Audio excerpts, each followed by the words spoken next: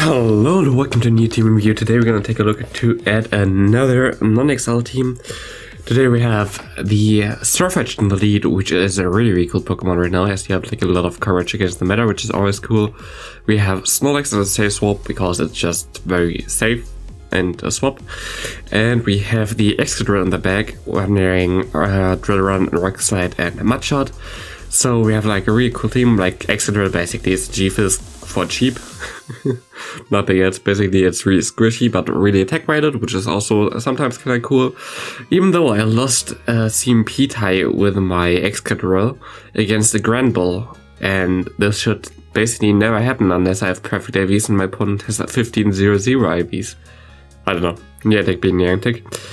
But yeah, this team really worked out well. I think my last set I played with this team was a 5-0, so you definitely can win in this meta without any XLs.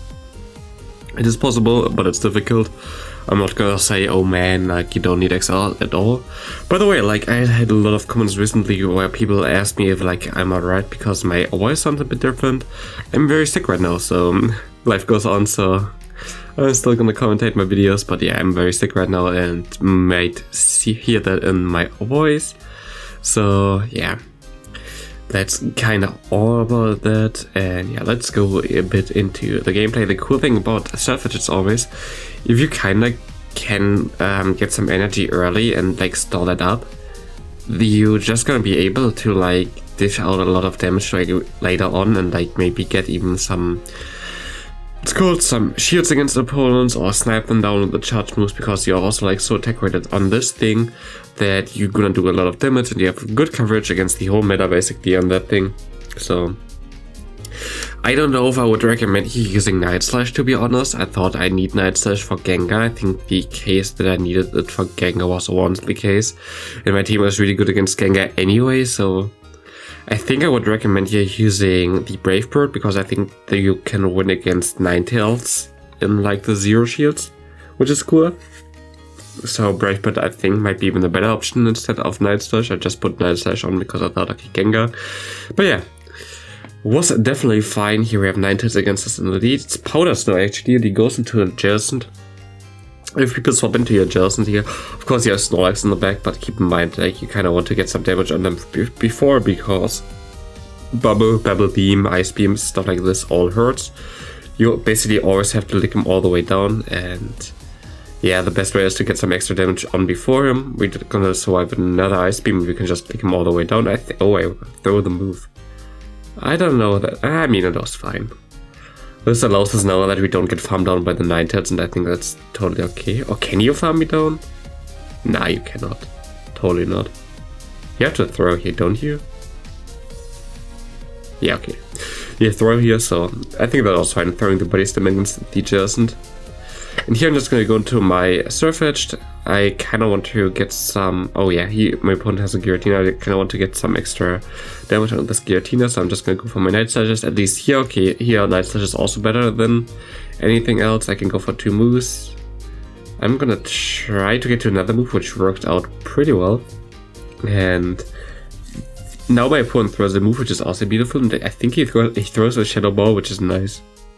And we have our Excadrill in the back. We're gonna be able to farm up a bit extra here right now. My opponent swaps out into Ninetales. I should have farmed up my energy here. Like I should have just farmed up to 2 moves, because I'm not scared about any move from the Ninetales. But still, it worked out well. We can go for the Drill Run. We're gonna be able to KO this thing. But yeah, if I farmed up a bit more against Ninetales, even if like the opponent Ninetales throws a Weather Ball against me, it's fine. So here my opponent goes into Skarmory against my Excadrill. Unlike G-Fizz, this isn't even the best matchup. Why? Because, like, your bulk is missing. A Sky Attack, as you can see here, does a lot of damage, and one Brave Bird would KO me from this range, so I have to shield here, actually. It's a Sky Attack still, but it's fine. I can go for one more move and go for my Rock Slide, and this shouldn't KO, but I think I can farm you down. Oh, no, I have to throw, I definitely have to throw here. If I get your shield, it's also fine, I can farm it down afterwards, but he does not shield. He goes back into the gravity, we realign our Pokemon, all we really wanted here, so we're okay with that. My opponent just farmed me down here, and I think, yeah, Jason in the back, like every players right now. very creative. We can go for one Night Slash. We're gonna farm up some extra energy here. I think my opponent liked it, but we're gonna go for the Leaf Blade. Maybe we can hit him. He does shield again. We can go into our Snorlax. Now we have to save up all our energy basically here, I think. I hope I don't throw here. It's late at night. Maybe I throw. I actually throw here. I shouldn't have thrown at all here, I think. Yeah, my opponent can swap out now. It wasn't the best play. Not gonna lie, it wasn't the best play. But I can go for the superpower right now, and I should be able to go into my Sirfetch'd now, farm him down. Get to a move against the Jelson with my Sirfetch'd. And I should be okay. It goes for Shadow Ball. Yeah, 2 years. Ice Beam, Shadow Ball, so there is even no bait potential for my opponent. We can go for that. The Leaf Blade, I'm gonna KO this thing. Well played there. Next up, we have Sirfetch'd against Galvantula. Yeah, we have to go into the Snorlax here, because of course you have a really good answer in the back with Excadrill, but yeah, you don't go into the perfect answer immediately, especially like if your Snorlax is your sales, so you should know that by now. My opponent goes into Mandibuzz, and now it looks kinda bad for me, as my Mandibuzz counter is basically my Excadrill as well, so that's kinda iffy, because we don't have the alignment here. My opponent goes for the Dark Pulse here. I go into my Excadrill. I know this was the right play, to be honest. I think I needed my Excadrill anyway. I'm gonna let one Dark Pulse go. One Rock Slide won't KO him. And I think I have to shield against him anyway. He's again at the move. He just threw 2. Wait. That was fast. And my opponent has a Jelson with Bubble in the back. And I think that's already a good game, because I don't think we have anything for the Pokemon they have in the back right now. Gonna be difficult. I can go for another move here. He actually throws, which is fine, and he throws a Shadow Ball, which is interesting. I can go into my Sirfetch'd and go for the Leaf Blade. Are we still have a chance here? Let this go. Goes into the Galvantula. I got the extra move in. It has Cross Poison on it. Like, what the fuck? Why? He has the extra move in, which is always a bit bad, but here it goes to Mandibuzz. Very interesting. We can farm him down here. Now we can swap and catch the move. Yeah, we should have this game now, I think. Cross Poison again doesn't KO us. We can farm down with our Sirfetch'd, and we're gonna win this game. Good game there. Next up, we're gonna have Sirfetch'd against Galate. Not good. We can go for one counter and then get to my Snorlax, because my opponent has a 4-turn move. If you have a 2-turn move against it, you can go for one move and then swap out and catch the damage from the quick move from the opponent on a different Pokemon. Because the actual damage always comes on the Pokemon 1 turn before the actual quick move ends. So for the Confusion user, it is basically at the 3rd turn that you get the damage from the Confusion, while the Confusion needs 4 turns in general.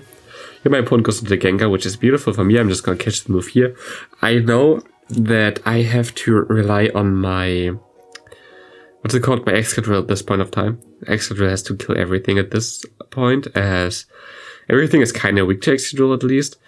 And here we can actually get some more farm against the Gengar. We have some energy stored already.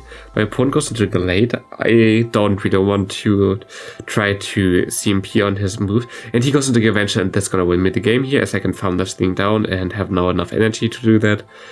Interesting play from my opponent. Of course, like for him, catching the move would have been way better, but we can just go for one dry run here. I'm gonna KO him and win this game. Good game there.